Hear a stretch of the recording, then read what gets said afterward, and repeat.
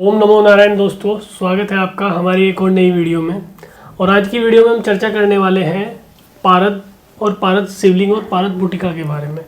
आजकल पारद को लेके बहुत सारी भ्रांतियां हैं, क्योंकि मार्केट में जो है 90.99% जो है नकली पारद बिक रहा है और उसी का लोग सेवन कर रहे हैं, उसी की लोग पूजा कर रहे हैं और जिस तरह से उनका लाभ मिलना चाहिए उस तरह का लाभ नहीं मिल पा रहा है।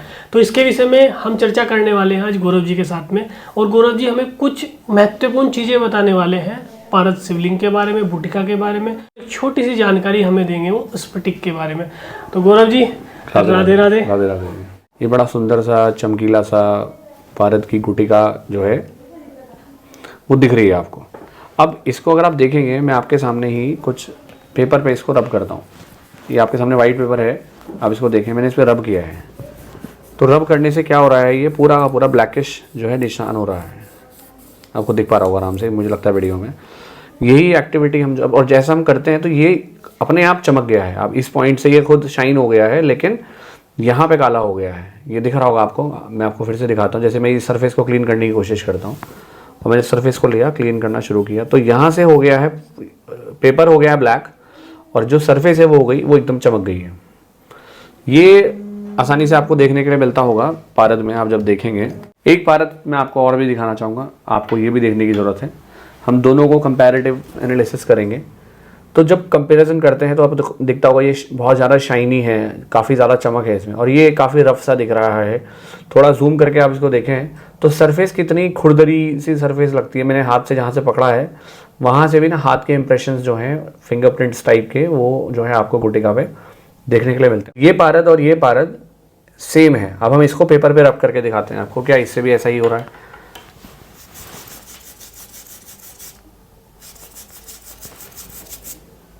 ये आप देखेंगे इसकी शेप का क्या हाल हो गया है, और पेपर पे क्योंकि स्क्रैचेस आ गए हैं लेकिन कालापन नहीं आया है।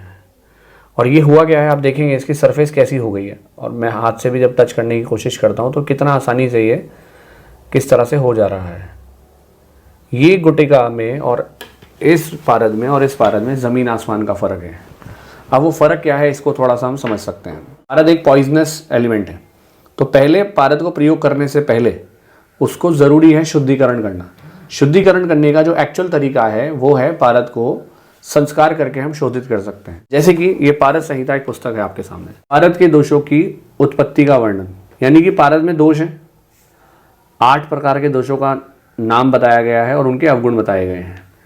ये एक बहुत डिटेल विषय है, इसके बारे में हम बहुत लंबी चर्चा कर सकते हैं, लेकिन हम फिलहाल ये बताना चाह रहे हैं कि पारद में बहुत सारे दोष होते हैं। उस पारद को पूजा योग्य बनाने के लिए उस दोषों का निवारण अति अनिवार्य है। उन दोषों का निवारण करने के लिए हम जिन प्रयोगों को करते हैं उनको हम संस्कार कहते हैं। जो ये पारद आप देख रहे हैं, ये पारद में, इसमें भी कुछ पारद का अंश है, लेकिन उसको किसी अन्य धातु में मिला करके, लेड में या इस तरह से कॉपर सल्फेट में, इस तरह की चीज़ों में मिला करके एक मोल्ड में डाल करके बना दिया गया है। इसीलिए इसके ऊपर जो दिख रहा है, आप ये हाथ भी देखेंगे, मेरा हाथ मैंने इतनी देर से पकड़ा था, मेरा हाथ भी काला हो गया है। तो हम जब किसी को बोलते हैं तो ये भी बोलते हैं कि अगर आपने ये वाले पारद शिवलिंग को या इस तरह की गुटिका को आपने छुआ है तो आप साबुन से अपने अच्छे से हाथ 2 से 3 बार जरूर धोएं, क्योंकि ये बहुत पॉइजनस है। पारद जो नॉर्मली जो दिखता है वो किस इस तरह से होता है, ये आप देख पा रहे होंगे। हालांकि इसमें बहुत थोड़ा सा ही है, लेकिन अगर मैं आप थोड़ा आवाज़ को सुनने की कोशिश करें, इसकी आवाज़ अगर आप इसको सुन पा रहे होंगे, देखो पारद है ना, बिल्कुल लिक्विड फॉर्म में है ये, क्योंकि हमने बार बार इसको प्रयोग करा है, इसलिए ये थोड़ा सा गंदा भी हो गया। देखो अगर आप देखोगे तो ये थोड़ा सा गंदा हो गया है, अदरवाइज कितना चमकीला, ये लिक्विड है। पहले इसको सॉलिड करने के लिए पहले इसका संस्कार करना अति आवश्यक है। अगर उसके बिना हम काम करेंगे तो वो चीज़ें शुद्धता से प्रयोग नहीं होंगी। इसको बोलते हैं हिंगुल। और अगर आप थोड़ा ध्यान से देखेंगे तो आप दर्शक भी देख सकते हैं कि इसके अंदर भी आपको थोड़ा थोड़ा पारद का अंश दिख रहा होगा, चमकदार नजर आ रहा है कुछ। तो जो पत्थर है, जब हम इसको पीसते हैं तो ये 2 चीजों में पृथक हो जाता है, एक रेड कलर में और एक पारद में।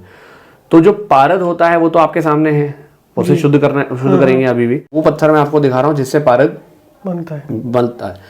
पारद के और भी कई सारे नेचुरल रिसोर्सेज हैं, जैसे कि मोर के पंख में भी बहुत कुछ अंश मात्र पारद मिलता है। इवन आप बात करें तो हमारी ह्यूमन बॉडी में भी पारद होता है, और आपका जैसे तुलसा में भी जो है, माँ तुलसा की जो पत्तियां हैं उनमें भी पारद होता है। तो नेचुरल सोर्सेज भी पारद के बहुत हैं। आपके सामने जो है ये पहले शोधित किया हुआ पारा है, उसके बाद इसको, ये 100% पारद नहीं है, इसमें 80% पारद है जो पहले शोधित किया गया है, और उसके बाद 20% इसमें चांदी की भस्म को साथ में कंबाइंड किया गया, तभी ये सॉलिडिफिकेशन की तरफ बढ़ा है, और फिर बाद में जड़ी बूटियों के रस में पका के इसको बना दिया गया है। बहुत सारी चीज़ें हम डिटेल में नहीं बात इसलिए करते हैं क्योंकि बहुत सारे लोग इसका मिसयूज़ भी कर सकते हैं, तो इसलिए हम कुछ बेसिक तरह से ही हम इस बारे में बता सकते हैं। जैसे अपनी आपने टॉक्सिक की बात करी, ये जो 80% वाला पारद है कितना टॉक्सिक होता है, और ये कितना % वाला होता है, कितना टॉक्सिक? सर ये तो टॉक्सिक है ही नहीं, मतलब मेरे हाथ गंदे हैं। अब देखो मेरी गुटिका मैंने पहनी, हालांकि थोड़ी टूट गई है, तो मैं आपके सामने से अपने मुंह में डाल के भी दिखा देता हूँ। अच्छा, वरना तो आप सुना होगा कि पारद अगर पारद को मुंह में नहीं डाल सकते, तो आप मुझे अगले दिन मिलना, मत समझ पता चलेगा कि मैं ठीक हूँ कि नहीं। तो अगर इसको कोई डालेगा तो एक तरह का लेड है?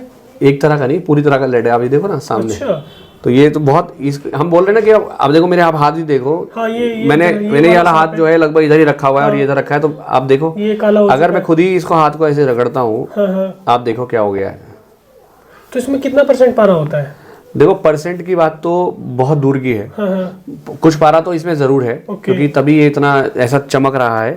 लेकिन नॉर्मली बात करें अब, क्योंकि हमने इस पे ज्यादा एक्सपेरिमेंट नहीं करे, मुश्किल से 10-20% पारद भी इसके अंदर हुआ तो बहुत है। लेकिन बात होनी है परसेंट की, बात है कि डायरेक्ट जब आप इसे छू ही नहीं सकते। बहुत सारे लोग हमारे फोन करते हैं कि मुझे पारद शिवलिंग का जो है जल का पान करना है या दूध पीना है, उनका वो जो अभिषेक किया हुआ जो दूध है वो मुझे पीना है उसका।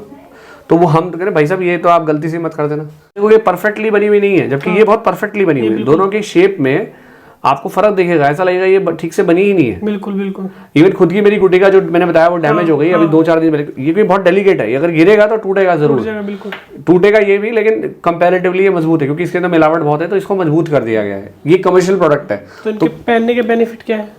इसके तो नुकसान ज्यादा नहीं, जैसे अभी आपने ओरिजिनल वाली पहनी है, तो इसके बेनिफिट क्या क्या है? अगर हम घर में रखते हैं इसको पहनते हैं, क्या क्या बेनिफिट है? देखो बेनिफिट तो एक बहुत अपने आप में, महादेव को घर में रखने की बात करें तो उनके बेनिफिट बताने की तो हमारी क्षमता नहीं है, लेकिन फिर भी शिव पुराण ही कहता है कि अगर आप घर में कोई भी शिवलिंग रखें, चाहे वो धर्मदेश्वर है, चाहे वो स्फटिक है, चाहे वो अन्य शिवलिंग है, लेकिन उन शिवलिंग के कंपैरेटिवली अगर आप पारद शिवलिंग की बात करेंगे तो उसका जो महत्व है वो करोड़ों गुना ज़्यादा बताया गया है। ये आप लिंग पुराण में या शिव पुराण में खुद पढ़ सकते हैं। पारद गुटिका की बात कर रहे हैं, ये क्यों ज़रूरी है? क्योंकि हम दिन प्रतिदिन में हर तरह के लोगों से मिलते हैं।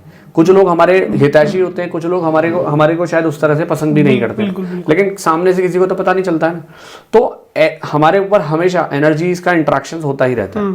तो कई बार हमारी एनर्जी गलत लोगों के साथ इंटरेक्ट ना हो, इसके लिए हम प्रोटेक्शन के लिए हम हमेशा अपने पास एक कवच के रूप में कुछ चीजें रखते हैं। आप देखते हो कि महादेव खुद पावरफुल कितने हैं, लेकिन फिर भी क्या उनके पास शस्त्र हैं? हमारे सभी देवी देवताओं के पास शस्त्र मिलेंगे, जबकि वो इतने पावरफुल हैं। क्यों है शस्त्र? क्योंकि प्रोटेक्शन के लिए। जब उन्हें प्रोटेक्शन की जरूरत होती है तो हमें तो कितनी होगी, बिल्कुल, है ना। तो ये प्रोटेक्शन इसलिए जरूरी क्योंकि हमें नहीं पता सामने कौन है या क्या एनर्जी है, तो इसलिए हम प्रोटेक्ट करने के लिए इस तरह की चीजों का प्रयोग करते हैं। पत्थर आप देख रहे हो क्वार्ट्ज पत्थर है। आप मानेंगे कि ये और ये सेम है? नहीं मानूंगा। अगर ये हमें कहीं रोड पे पड़ा मिल जाए तो शायद, और बहुत सारे पत्थरों के बीच में पड़ा हो तो हम तो शायद इसको उठा के देखें भी नहीं। मिनरल्स में, कई सारे मिनरल्स में से ये 2 सबसे मेन मिनरल्स हैं। ये दोनों क्वार्ट्ज फैमिली के पत्थर हैं। तो सबसे अच्छा हमेशा जो क्वार्ट्ज होता है एनर्जी वाइज वो होता है हिमालयन स्फटिक। उनमें से ही जो पत्थर मिलता है उसी से ये चीज मतलब बनाई जाती है। तो ये आप जो देख रहे हैं ये शिवलिंग तो है, लेकिन एक विशेष शिवलिंग है। अब विशेष कैसे है? अगर आप लोगों ने शिव स्तुति सुनी होगी तो उसमें एक वर्ड आता है चंद्रमौला शेखरा। चंद्रमौला शेखरा, तो वो चंद्रमौला शेखरा इन्हीं का नाम है। ये शंकराचार्य जी ने जो मठ है श्रृंगेरी मठ, वहां पर एक शिवलिंग स्थापित है। आप इंटरनेट पे भी सर्च करेंगे तो आपको मिलेगा। तो ये वही बिल्कुल शेप है। इसमें हजारों रिसर्च हो चुके हैं कि इस शेप के बारे में कि ये अलग शेप है कुछ शिवलिंग की। तो वो हम इसके स्पेशलिस्ट हैं। रियलिटी ये है कि ये कोई बर्फ से नहीं बना हुआ, ये नॉर्मल मिनरल है। जैसे ये बहुत सारे मिनरल है, जैसे ये सनस्टोन है, तो ये बहुत सारे मिनरल्स हैं। इन्हीं में से कोई ऐसा मिनरल भी है जिससे रूबी मिला है, हमें नीलम मिला है, माणिक मिला है, वो भी तो सब जमीन से ही मिल रहा है। ये कुछ स्फटिक के विषय में हमने आपको बताया। बाकी पारद के बारे में तो हम एंडलेस चर्चा कर सकते हैं, लेकिन बस हम यही कहते हैं कि जब आप पारद लें तो हमेशा उसकी चमक धमक पे ना जाएं। असली जो पारद होता है, शुद्ध पारद होता है। लोग सोचते हैं कि ये बड़ा कॉस्टली है, तो सस्ती गलत चीज लेने से अच्छा है अच्छी महंगी चीज लेना। अगर आपका बजट नहीं अलाउ करता, आप 6 महीने इंतजार करें, आप साल भर इंतजार करें, कोई बात नहीं, जब उन्होंने आना होगा वो आएंगे आपके यहाँ पे। बिल्कुल सही। लेकिन जब भी आप लें, जब आप हर चीज़ों में सिलेक्शन करते हैं, चूज़ करते हैं कि मुझे ये फ्रिज लेना है, ये कूलर लेना है, ये वॉशिंग मशीन लेना है, तो जब आप पूजा से रिलेटेड कोई भी सामान लें तो उनका भी आप चयन करें कि मैं कहाँ से लूँ, किस प्रकार के लूँ, क्या दृष्टिकोण रखना चाहिए, क्या क्वालिटी चेक्स मुझे रखने चाहिए, तो आपको ज़्यादा सेटिस्फैक्शन मिलेगा। बाकी आपके चैनल के माध्यम से मैं एक जानकारी और देता हूँ, हम हमेशा से सनातन से रिलेटेड चीज़ों के बारे में प्रैक्टिकल अप्रोच रखते हुए हमेशा चीज़ें करते रहते हैं। तो आपके दर्शकों को मैं बताना चाहूँगा कि इस बार भी, और हम हमारे चैनल के माध्यम से हम कनेक्ट भी रहते हैं, हम अभी भी एक वर्कशॉप करने जा रहे हैं, 5 अप्रैल को वो है। तो वो एक वेबिनार जैसा होगा, लगभग 90 मिनट का वेबिनार होगा। शाम को 8:30 बजे होता है जूम से, या नहीं डेली नहीं, 15 दिन में हम एक बार ऐसा करते हैं। तो वो इस बार जो है यंत्र वाला है, तो लगभग 90 मिनट्स का वो होता है। उसमें 90 मिनट्स में हम एक टॉपिक को लेकर के आपको प्रैक्टिकल अप्रोच के साथ वो चीज़ें एक्सप्लेन करते हैं। और वो फ्री टू एवरीवन है, कोई भी उसे ज्वाइन कर सकता है, किसी के लिए भी कोई दिक्कत नहीं है। और लास्ट में लगभग 30 मिनट का क्वेश्चन आंसर सेशन होता है। बहुत सारे लोगों के प्रश्न होते हैं, मेरे घर में ऐसा यंत्र है, ये सही है कि नहीं है, फोल्डिंग वाला यंत्र है या पारद शिवलिंग इस प्रकार से मैंने लिया, या इसका नुकसान है, या कहाँ रखना चाहिए, कौन सी दिशा में रखना ठीक है कि नहीं। तो उन चीज़ों को हम प्रैक्टिकली आंसर करने की कोशिश करते हैं। ये एक आप लोगों के सहयोग से एक ऐसी सर्विस है जिससे हम चाहते हैं कि ज़्यादा से ज़्यादा लोगों को अवेयरनेस हो। क्योंकि हम नहीं चाहते कि हज़ारों लोग हमें फ़ोन करें, हम चाहते हैं कि जो व्यक्ति सीरियसली जानना चाहता है वही इस बारे में जाए। क्योंकि ये अगर बहुत सारे लोग हमें ऐसे बोलते भी हैं कि मैं आपसे इतना महंगा यंत्र ले लूँगा, ला के रख दूंगा तो क्या होगा। तो ऐसे लोगों से हम कहना चाहते हैं कि आप अपने पैसों को बचा के रखें, कहीं अच्छी जगह इन्वेस्ट करें, है ना। अगर आपको भरोसा नहीं है इन सब पे तो आप इस तरफ ना जाएं, लेकिन अगर है तो फिर ढंग से जाएं। मतलब या तो करना है या फिर नहीं करना, बीच का ऑप्शन नहीं है कि मैं करता हूं लेकिन नहीं करता चाहता हूं, तो ये क्या मतलब है। तो या तो करिए या नहीं करिए। तो हम इस वीडियो को मुझे लगता है समराइज कर सकते हैं, है ना। ये आपको कुछ मैंने दिखाई विशेष चीज़, सबसे इंपॉर्टेंट यही इस वीडियो का एस्पेक्ट है, क्योंकि ये आपको देखने के लिए नहीं मिलेगा आसानी से। अगर आप इसको देखेंगे इसकी चमक भी बड़े आराम से दिखती है, अगर आपको कैमरे में दिख पा रहा होगा। बीच बीच में थोड़ा थोड़ा पारद आपको इसमें फंसा हुआ मरकरी जो है दिख रहा होगा। बाकी पारद के विषय में चर्चाएं बहुत हैं, हम जितनी चाहें इस पर डिस्कशन कर सकते हैं। तो दोस्तों ये थी हमारी जानकारी, आपको कुछ पारद शिवलिंग, पारद बुटिका और पारद कैसे कहाँ से प्राप्त होता है हमारे, वो हमने आपको गौरव जी ने बड़े अच्छे से समझाया। अगर आपको ये वीडियो पसंद आई है तो अपना एक प्यारा सा सुझाव हमें कमेंट के जरिए जरूर बताइएगा। तो वीडियो करते हैं समाप्त। नमस्कार।